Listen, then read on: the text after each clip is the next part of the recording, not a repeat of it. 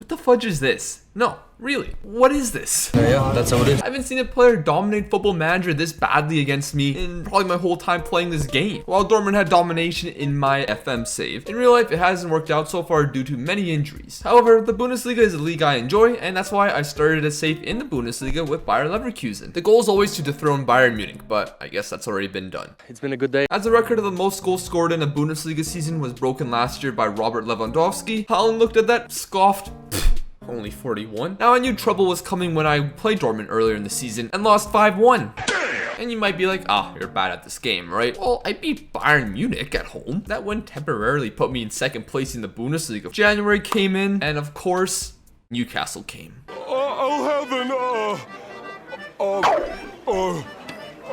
While they do have a lot of money to offer, they're still not a great football team, yet they came to Bayer Leverkusen looking at my starters and me rejecting that offer, and then those players come back to me and be like, why did you block that move? I want to go to Newcastle. Since when did someone want to go to Newcastle? So that ended up seeing Jonathan Tah leaving the club for 34.5 million plus some add-ons, as well as Charles Arangui, which I'm not gonna lie, he's losing his pace, so it's alright. I got okay fee. He wasn't actually performing that well in the league. And it worked out for those players who finished 12th in the Premier League. That's what you get, fam. Push you. But that wasn't the only problem in January. Demir Bay was performing well for my side, but that soon changed when Bayern Munich came.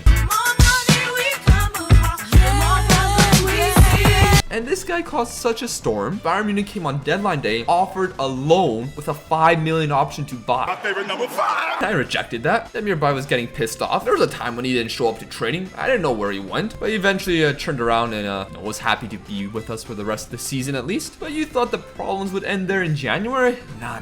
Tapsoba, who was injured for most of the season, then he went to AFCON and missed January. Same with my other center back, Casono, who was performing extremely well for me. So at this point, my depth for my center midfielders and defenders was relatively low. But with all of our problems with midfield and depth, it would make sense to sign someone else there, which we did bring in Arturo Vidal for a loan. But instead of spending money at our problem, we brought in Karim Adeyemi. What? It's Football Manager. Everyone does it. Despite all of these problems through December and January, we won every single match, lots of clean sheets, and then Borussia Dortmund came. I had 99 problems, and Haaland was half of them. I don't know what's up with Dortmund, but they defeated us 11-1 on aggregate over 2 matches. Also, enjoy. Whoa, we're close now.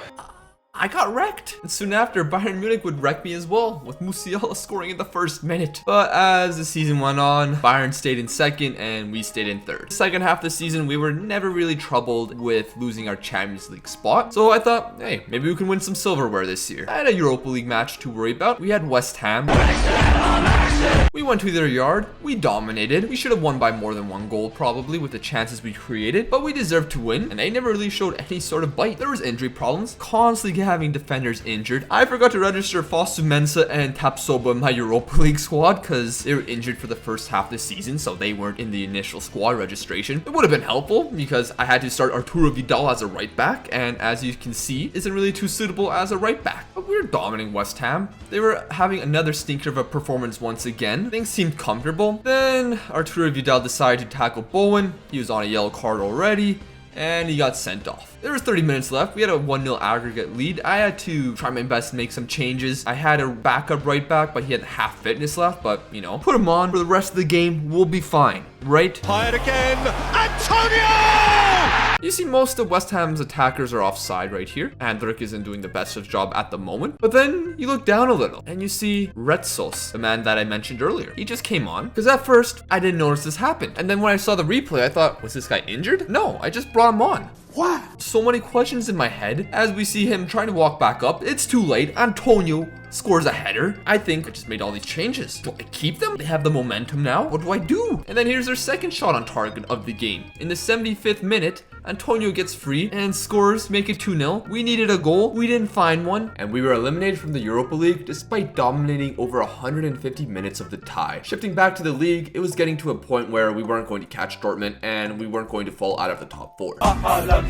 So I decided to play 3 17-year-olds that have a lot of room to grow. These were the results towards the end of the season, but luckily the season wasn't all lost. The main goal for Leverkusen is to, qualify for Europe, but to also win a trophy. Unfortunately, they're known as Neverkusen or Visikusen in German, as they haven't won a trophy since 1993. Tons of runners-up, especially in the early 2000s. However, we had a legitimate shot at winning a trophy. Now that competition provided us a tough road on paper. We only won the first round by 1 goal against Oldenburg, a side in the 5th level of German football. Then from that stage, it was only Bundesliga sides.